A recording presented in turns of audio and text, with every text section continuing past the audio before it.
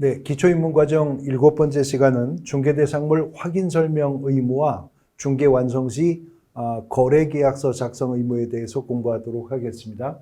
먼저 기초 15번 15번째 테마가 중개대상물 확인설명 및 확인설명서 작성 의무라고 하는 부분인데요. 개업공인중개사가 의뢰받은 중개대상물에 대해서 조사 확인해서 의뢰인에게 확인설명해야 될 의무를 공인중개사법은 25조에서 그 근거 규정을 두고 있습니다.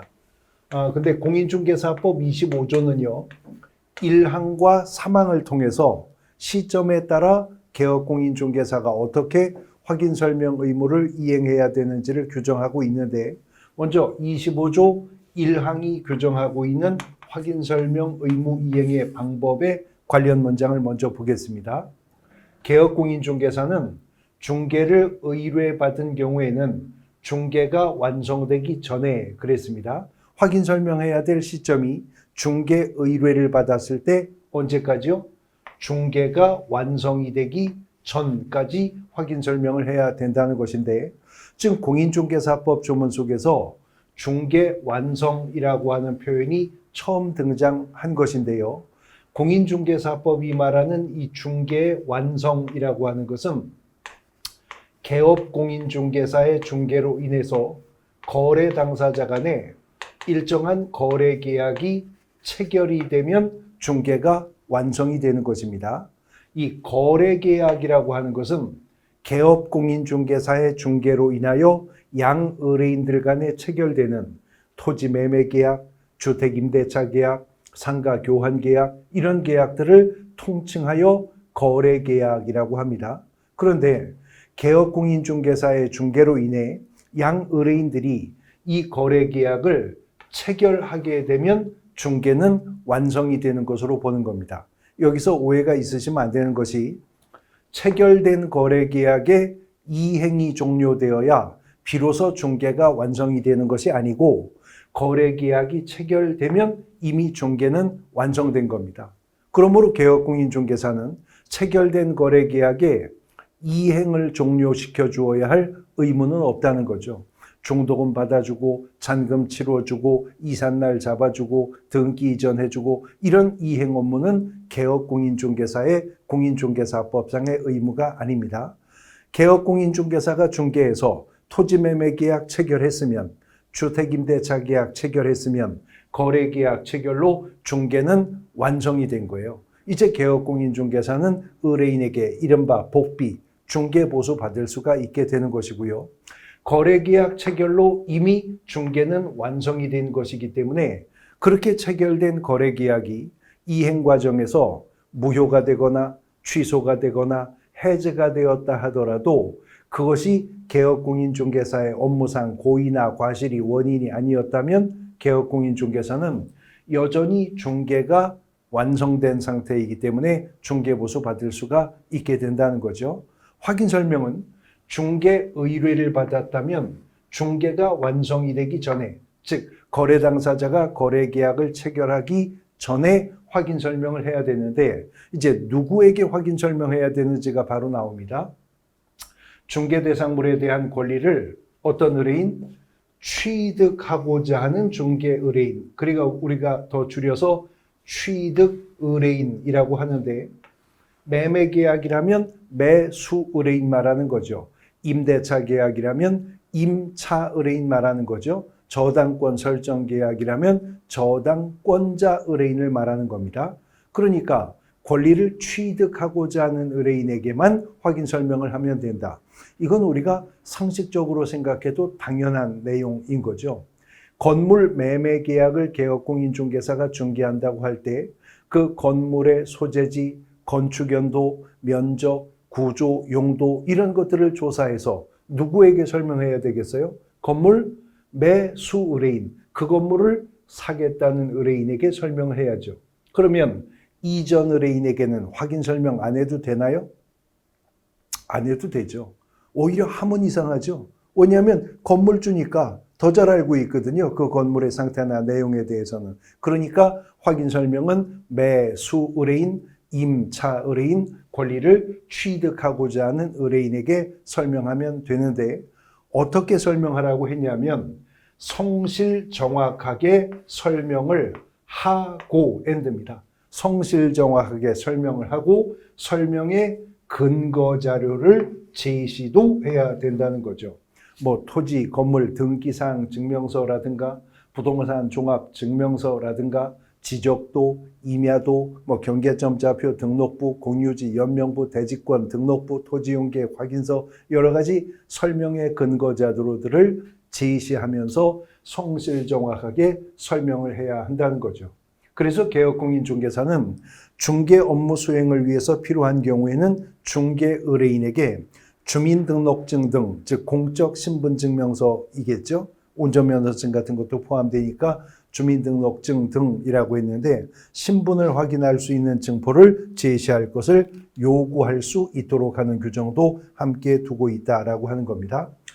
개업공인중개사가 중개 의뢰받았을 때 중개 완성 전까지 성실 정확하게 근거 자료 제시하면서 설명하라고 공인중개사법 법률 25조가 1항에서 규정을 두었는데 아무리 법률로 성실 정확하게 설명하라 했다 한들 구체적으로 뭘 그렇게 성실 정확하게 설명해야 되는지에 대한 사항이 확정되어 있지 않으면 이 의무도 추상적 의무에 불과할 것이죠. 그래서 공인중개사법 시행령 21조는요. 1항 각 호를 통해서 개업공인중개사가 그렇게 성실 정확하게 근거 자료를 제시하면서 설명해야 될 사항들을 나열하고 있다는 겁니다. 그 나열된 사항들을 하나하나 짚어보면 확인 설명해야 될 사항인데요. 첫 번째, 중개대상물의 종류, 소재지, 지번, 면적, 용도, 구조 및 건축 연도 등 중개대상물에 관한 기본적인 사항들에 대해서 설명을 해야 한답니다. 그러니까 그 물건을 특정하기 위해서 필요한 기본적 사항들을 개업공인중개사는 설명해야 한다는 거죠. 두 번째는 벽면 및 바닥면, 도배 등의 상태, 또 수도, 전기, 가스, 소방, 열 공급, 승강기 및 배수 등 시설물의 상태, 이런 상태나 저런 상태에 대해서도 설명해야 한다는 것이죠. 세 번째는 도로 및 대중교통수단과의 연계성, 시장, 학교 등과의 근접성 등 입지 조건, 또 일조 소음 진동 등의 환경 조건입니다. 연계성에 관한 문제, 근접성에 관한 입지 조건에 관한 문제, 그리고 환경 조건에 관한 문제도 확인 설명을 해야 한다는 겁니다. 네 번째는 소유권, 전세권, 저당권, 지상권 및 임차권 등 중개대상물의 권리관계에 관한 사항도 설명해야 된답니다. 다섯 번째는 토지이용계획과 공법상의 제한의 문제를 공법상의 거래 규제 및 이용 제한으로 구분해서 설명해야 한다는 거죠. 또 여섯 번째, 거래 예정 금액을 설명해야 되고, 일곱 번째는 거래 예정 금액에 의해서 산정한 중개보수 및 실비의 금액과 그 산출 내역을 설명합니다. 마지막으로는 중개대상물에 대한 권리를 취득함에 따라 부담할 조세의 종류 및 세율을 설명을 하라는 것인데, 자, 이런 내용을 누구에게 확인 설명한다고?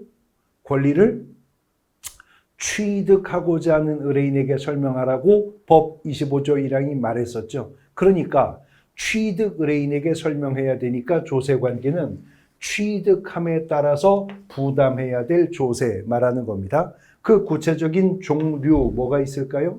표현 그대로 취득세 있겠죠.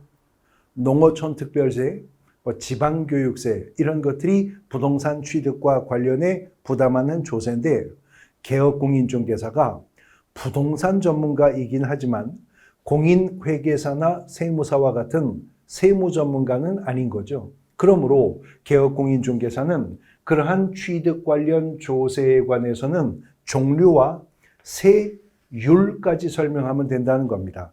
세액까지 설명해야 될 의무는 없다는 거예요. 세율까지 설명하면 의무를 다한다는 거죠. 자, 그런데 지금 공인중개사법 시행령 21조가 1항을 통해서 성실 정확하게 설명해야 된다고 나열한 이 사항을 보면 공인중개사 시험은 공인중개사법에 근거해서 시행되고 있는 시험이죠. 그런데 공인중개사법이 왜 공인중개사 1차 시험 과목에서 그런 과목을 2차 시험 과목에서 저런 과목을 시험 과목으로 결정했는지가 여기서 드러나죠. 보십시오. 개업공인중개사가 중개대상물의 소유권, 전세권, 저당권, 지상권, 임차권 등 권리관계에 관해서 설명할 수 있으려면 민법을 알아야 되겠죠. 권리분석을 위해서는요. 그리고 민법에 우선해서 적용되는 주택임대차보호법, 상가건물 임대차보호법, 부동산 실권리자 명의등기에 관한 법, 부동산 실명법, 가등기 담보 등에 관한 법, 집합건물 소유 및 관리에 관한 법, 민사특별법도 알아야죠. 또 그러한 실체법뿐만이 아니라 권리 분석을 위해서는 등기사항 증명서 갑구 울구를 통해 권리 분석을 해야 되니까 당연히 부동산 등기법 그리고 부동산 등기 특별조치법의 지식이 있어야 될 겁니다. 그 다음 거래 예정 금액 등을 산정하고 하려면 감정평가론을 포함한 부동산학에 대한 기본적 지식은 있어야 되겠죠. 부동산학개론 시험을 봐야 되겠네요. 그 다음에 소재지, 지번, 지목, 면적 이런 것들 개업공인중개사가 조사 확인하려면 공간정보 구축 및 관리에 관한 법률의 지적 파트에 관한 지식이 있어야 되겠죠. 그러니까 부동산 공시법에서는 등기법 외에도 지적편에 대한 내용도 공부를 해야 될 것입니다. 그 다음 취득세, 농특세, 지방교육세, 조세관계에 관해서 개업공인중개사가 확인 설명하려면 부동산 세법에 대한 지식도 있어야 될 거고요. 결국은 공인중개사 시험 과목은요. 이 제도를 만든 사람 입장에서는 이자에게 공인중개사 자격증을 발급하면 중개사무소 개설 등록을 하고 현업에 나가서 중개업을 하게 될 건데 그때 이자가 이러한 내용들을 성실정확하게 조사 확인하여 의뢰인에게 설명할 수 있는 소양을 갖추었느냐, 지식을 확보했느냐를 시험을 통해서 검증하겠다라고 하는 것을 알 수가 있는 부분이다라고 하는 것입니다. 자, 이러한 내용을 개업공인중개사가 어떻게 설명해야 된다고 그랬죠? 성실 정확하게 설명을 하고 근거 자료를 제시해야 된다. 그러니까 구체적으로 대입해 보면 중개대상물의 소재지, 지번, 지목, 면적, 용도, 구조, 건축연도 등을 설명할 때에는 개업공인중개사가 토지대장, 임야대장, 건축물대장 또는 지적도, 임야도 이런 근거 자료를 취득 의뢰인에게 보여주면서 설명해야 된다. 지금 그 말하는 거죠. 소유권, 전세권, 저당권, 지상권 등의 권리관계를 설명할 거면 토지, 건물, 등기사항 증명서, 갑구, 울구 보여주면서 제시하면서 설명하라고 했어요. 공법상의 제한의 문제 등을 설명할 것이라면 토지용계획 확인서, 부동산 종합증명서 등을 근거자료로 제시하면서 성실정확하게 확인 설명해야 한다는 겁니다. 그런데 문제는 개업공인중개사가 이렇게 성실정확하게 설명해야 될 사항 중에서는 이런 상태, 저런 상태, 이런 연계성, 근접성, 입지조건, 환경조건 이런 것들도 확인 설명해야 될 사항에 속하고 있습니다. 그런데요, 예를 들어 일조, 소음, 진동, 환경조건, 시장, 학교 등과의 근접성의 문제, 도로 및 대중교통수단과의 연계성 이러한 것들은 개업공인중개사가 공적 장부 확인을 통해서 확인이 어려운 사항이 있다 하더라도 임장활동을 통해서요. 현장 답사를 통해서 확인 가능한 사항이죠. 가보면 알 수 있다 그 말입니다. 그러나 벽면, 바닥면, 도배 등의 상태라든가 수도, 전기, 가스, 소방, 열 공급, 승강기 및 배수 등의 시설물의 상태라든가 이런 상태, 저런 상태는 개업공인중개사가 매도, 임대, 의뢰인 등 다시 말해 중개대상물에 대한 권리를 이전하고자 하는 의뢰인의 협력이 없이는 접근하여 조사 자체가 불가능한 것들이죠. 그것은 내부 상태에 관한 부분이기 때문에 그렇습니다. 그래서 공인중개사법이 25조 1항에 이어서 공인중개사법 25조 2항에 상태 자료 요구 및 불응시 의무인데 내용을 보시면 개업공인중개사는 확인 설명을 위해서 필요한 경우에는 중개대상물의 매도 의뢰인, 임대 의뢰인 등에게 당해 중개대상물의 상태에 관해서 자료를 요구할 수 있다. 이게 공인중개사법 25조 2항에 있는 말입니다. 개업공인중개사가 취득의뢰인에게 성실정확하게 설명할 사항 중에서 내벽, 도배 등의 상태, 또 수도, 전기, 가스, 소방, 시설 등의 상태에 관해서 이전 의뢰인, 매도, 임대 의뢰인에게 자료를 요구할 수 있다라고 하는 규정입니다. 근데 법 25조 2항은 개업공인중개사가 이전 의뢰인에게 자료를 요구할 수 있다고만 규정했지, 이러한 개업공인중개사의 자료 요구에 이전 의뢰인이 응하여야 할 의무가 있다고 한 것은 아니거든요. 그러면 만일 개업공인중개사가 취득 의뢰인에게 확인 설명하기 위해서 이전 의뢰인에게 자료 요구했는데 그 자료 요구에 이전 의뢰인이 불응하면 개업공인중개사는 어떤 조치를 취해야 되는지를 공인중개사법은 지침으로 정해줘야 했었겠죠. 그래서 공인중개사법 시행령 21조가 1항에서 성실정확하게 설명해야 될 사항을 아까 보셨죠? 기본적 사항부터 취득 관련 조세의 종류와 세율까지 쭉 나열했잖아요. 그리고 이어지는 021조 2항에 이 언급이 있습니다. 자료 요구에 불응한 경우에는 그 사실을 매수 의뢰인, 임차 의뢰인 등, 다시 말해 취득 의뢰인이죠.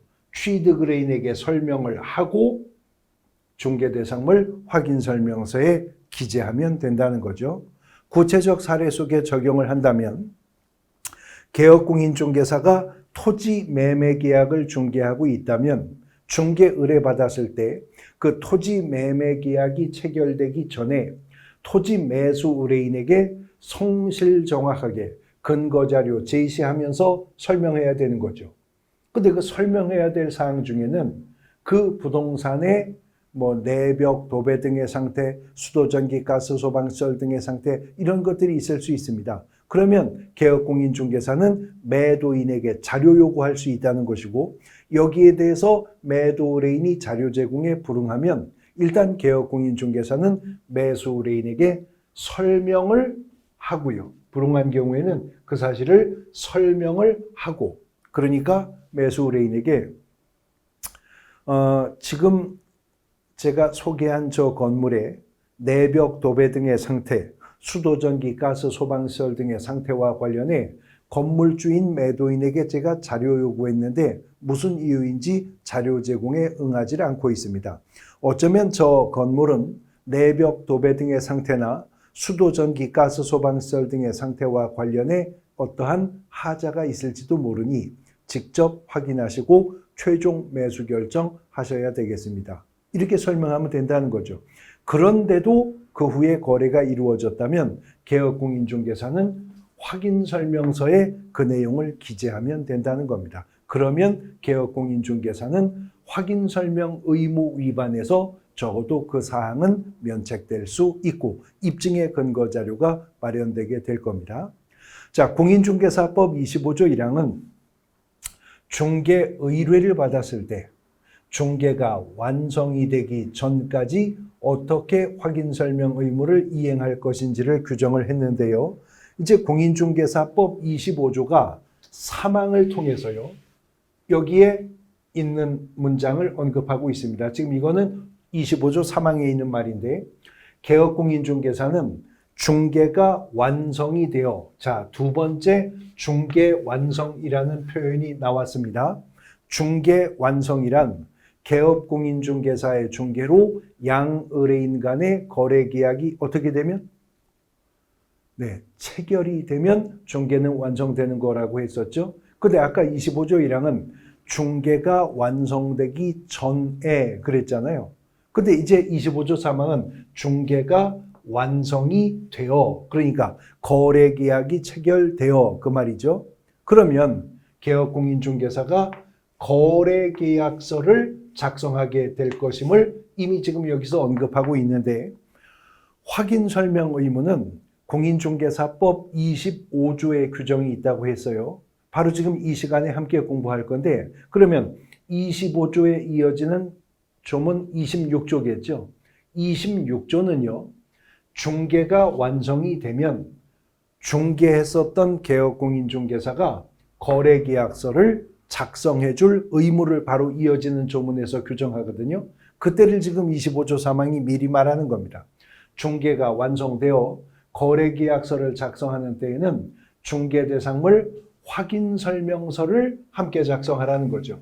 거래계약서 작성할 때 확인설명서를 함께 작성해서 거래 당사자에게 발급하고 3년 기간 동안 그 원본, 사본 또는 전자문서를 보존해야 된답니다.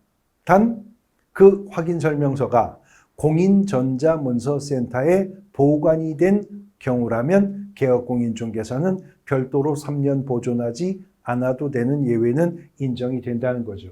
그래서 공인중개사법상 중개가 완성되는 건마다 개업공인중개사가 작성해야 될 게 두 가지인데, 하나가 거래계약서고요. 두 번째가 중개대상물 확인설명서라고 하는 것을 알 수가 있습니다.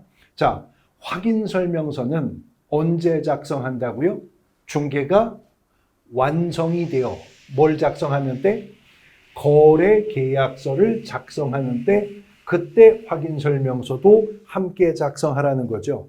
그래서 25조 확인설명 의무에 이어지는 26조는 거래계약서 작성 의무를 규정하고 있는 것인데, 26조 1항에 있는 문장을 보시면 확인설명서, 개업공인중개사는 중개대상물에 관하여 중개가 완성된 때에는 거래계약서를 작성하여 거래 당사자에게 교부하고 5년 동안 그 원본, 사본 또는 전자문서를 보존해야 된다. 그런데 공인전자문서센터에 보관된 경우라면 개업공인중개사가 별도로 거래계약서 5년 보존하지 않을 수도 있다는 거죠. 그래서 중개가 완성되는 건마다 개업공인중개사가 작성해야 될 것이 두 가지라는 겁니다. 먼저 보셨던 중개대상물 확인설명서와 지금 보고 계시는 거래계약서, 토지매매계약서, 주택임대차계약서, 상가교환계약서, 토지, 지상권 설정계약서, 이런 것들을 통칭해서 거래계약서라고 부르는 겁니다. 그런데 중개 완성 시 개업공인중개사가 거래계약서 작성 의무를 이행할 때는요, 개업공인중개사는 거래계약서를 작성하는 때에는 거래금액 등 거래 내용을 거짓으로 기재하거나 서로 다른 둘 이상의 거래계약서를 작성하면 안 된답니다. 다시 말해서 다운계약서나 업계약서나 이중계약서 작성을 하면 안 된다는 거죠. 중개가 완성이 되어 당사자 간의 거래계약이 체결된 것인데도 개업공인중개사가 거래계약서를 작성하지 않거나 거래 당사자에게 교부하지 않거나 5년 동안 보존하지 않으면 업무정지 처분의 대상이 됩니다. 6개월의 범위 내에서 업무의 정지를 등록관청이 명할 수 있어요. 그런데요, 개업공인중개사가 중개가 완성되어 거래계약서를 작성했는데 다운계약서를 썼거나 업계약서를 써줬거나 이중계약서를 작성했다면 등록관청은 등록을 취소할 수 있어요. 상대적 등록 취소 사유에 속하게 된다, 그 말입니다. 그러니까 우리가 개업공인중개사 입장에서 감정이입해서 판단하면 중개 완성 시 거래계약서 작성 의무는요, 제대로 안 할 거면 차라리 안 하는 게 낫습니다. 거래계약서 작성 안 했다고, 당사자에게 교부하지 않았다고, 5년 보존하지 않았다고 등록이 취소되지는 않습니다. 해봐야 업무정지 처분을 받을 뿐이에요. 그러나 의뢰인의 요청이 있었기 때문에 그렇게 했다 하더라도 다운계약서나 업계약서나 이중계약서를 작성했다가 적발되면 상대적 등록 취소 사유, 등록이 취소될 수 있는 사유에 속하는 것이기 때문에 그렇다는 거죠. 자, 그러면 중개가 완성되면 개업공인중개사가 거래계약서를 작성해야 되는데 그 작성하는 거래계약서 서식은 어떠한가 하는 것인데요. 공인중개사법 시행령 22조가 국토교통부 장관은 개업공인중개사가 작성하는 거래계약서에 표준이 되는 서식을 정하여 사용을 권장할 수 있다라고 시행령이 22조에서 말했어요. 근데 지금 시행령은, 대통령령은 국토교통부령 시행규칙에게 권한을 위임해 준 거지 의무를 부과한 게 아닌 게 표준 서식을 국토부 장관이 정해서 권장할 수 있다거든요. 하여야 한다가 아니고. 그러면 이제 국토교통부 장관은 공인중개사법 시행규칙 별지 서식에 표준이 되는 거래계약서 서식을 정할 수 있지만 정하지 않아도 되는 거죠. 근데 아직까지 정해놓은 표준 서식이 없습니다. 법정 서식이 아예 존재하고 있지는 않습니다. 현재까지. 그러면 언제든 국토교통부 장관이 마음이 바뀌어서 중개완성 시 개업공인중개사가 작성하는 거래계약서 표준 서식을 공인중개사법 시행규칙 별지 서식에 정해서 넣게 된다면 그때부터는 개업공인중개사는 중개완성 시 그 서식을 써야 할까요? 아닙니다.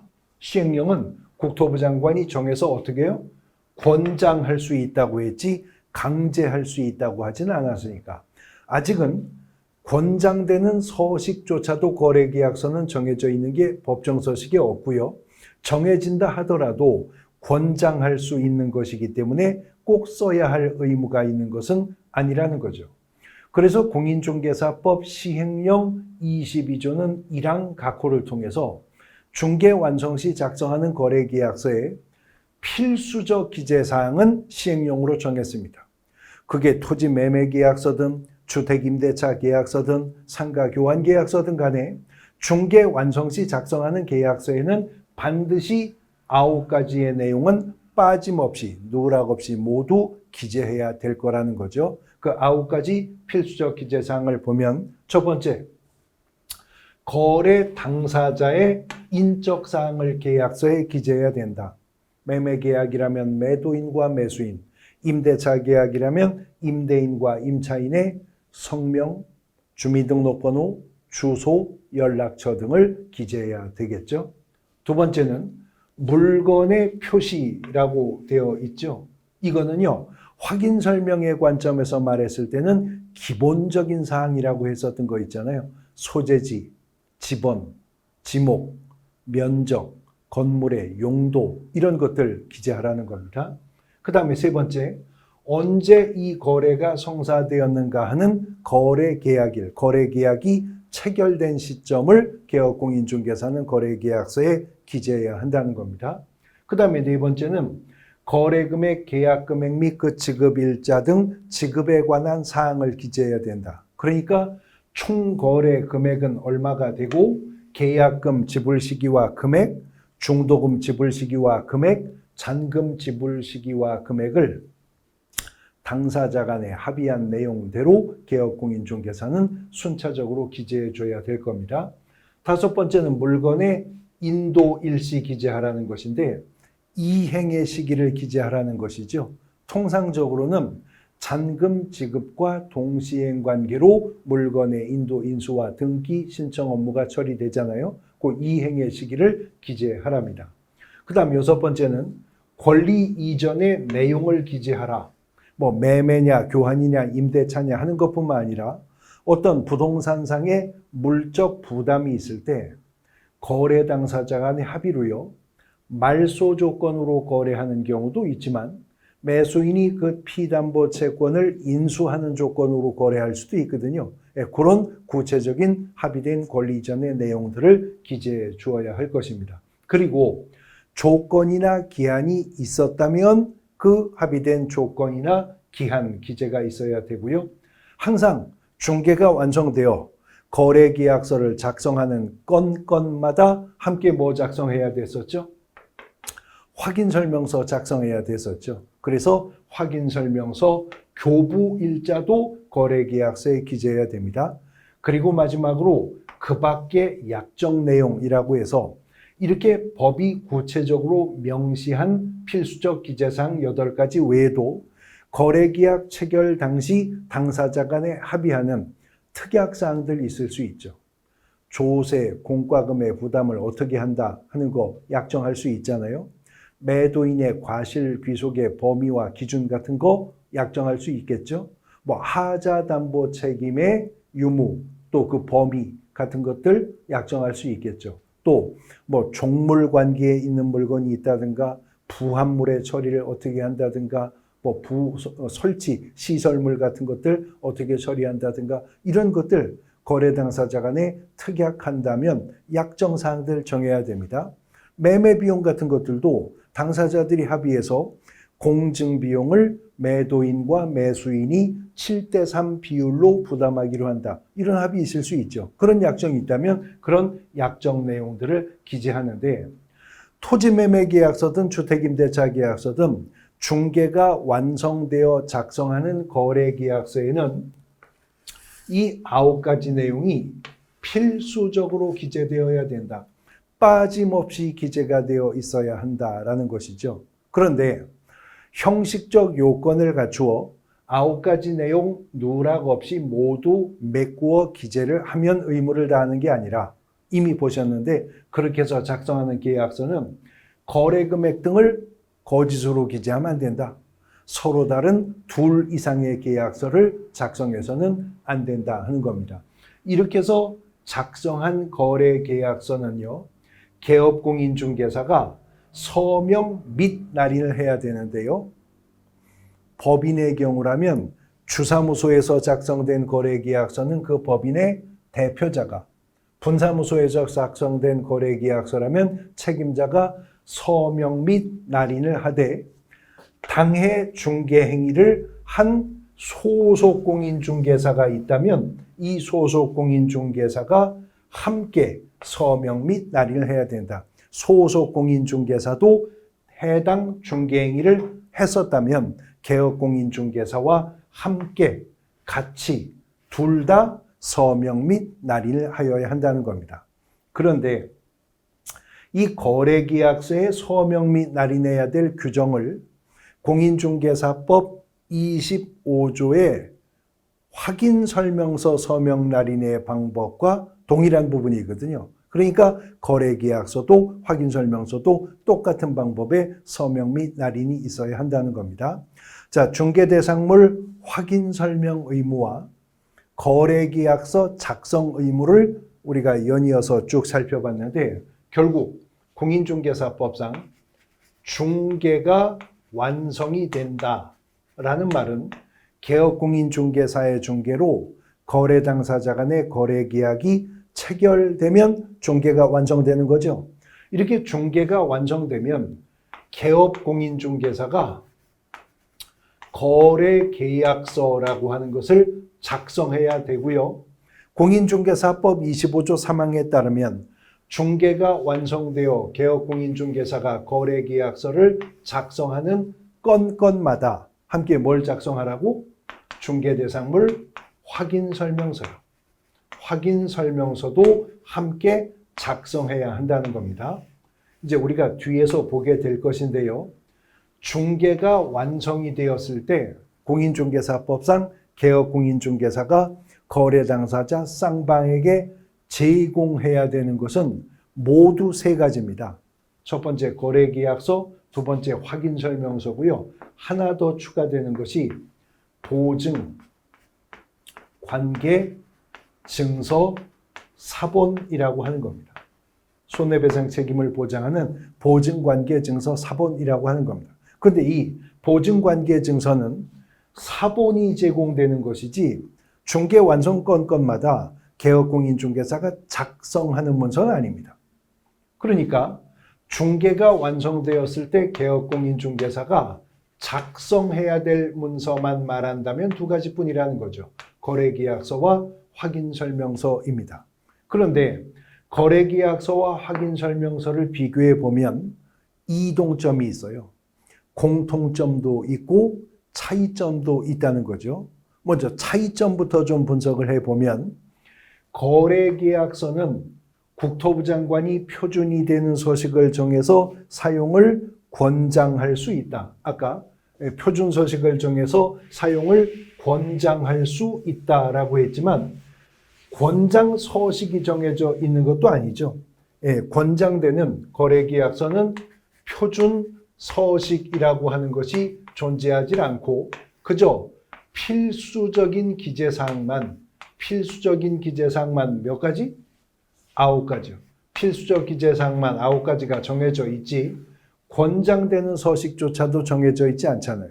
그런데 중개대상물 확인설명서는 우리 공인중개사법 시행규칙 별지서식에 개업공인중개사가 사용해야 할 규격화된 법정서식이 정해져 있다 뿐만 아니라 무려 4종 세트입니다. 1서식, 2서식, 3서식, 4서식. 중개대상물 확인설명서는 법정서식만 해도 4가지예요. 그래서 1서식은 주거용 건축물 확인설명서이고요. 2서식은 비주거용 건축물 확인설명서입니다. 3서식은 토지 확인설명서이고요. 4서식은 임목, 공장재단 및 광업재단 확인설명서입니다.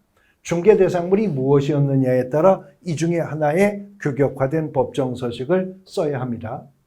법정서식이 있다 없다가 가장 첫 번째 차이점이죠. 그 다음에 두 번째는 거래계약서는 작성해서 거래 당사자에게 교부하고 아까 5년간 보존한다고 했었죠. 그러나 중개대상물 확인설명서는 거래 당사자에게 발급하고 3년간 보존 의무를 가지고 있습니다. 보존 의무 기간이 다르죠. 근데 공통점은 거래계약서든 확인설명서든 공인전자문서센터에 보관된 경우라면 거래계약서 5년 보존, 중개대상물 확인설명서 3년 보존 안 해도 된다는 공통점 가지고 있었습니다. 자, 자연스럽게 이제 두 서식의 공통점 분석으로 넘어가는데 거래계약서든 확인설명서든 둘 다 언제 작성한다? 작성 시점이 같은데 중개가 완성이 되었을 때 작성합니다. 중개가 완성되어 당사자 간의 거래계약이 체결되면 그때서 작성하는 겁니다.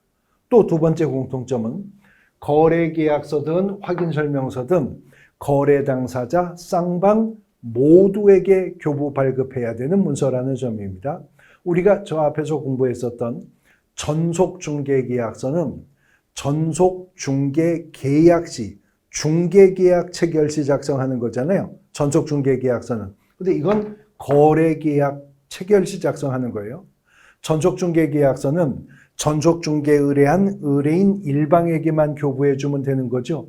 근데 이 두 가지는 다 거래 당사자, 쌍방 모두에게 교부해야 된다는 거죠.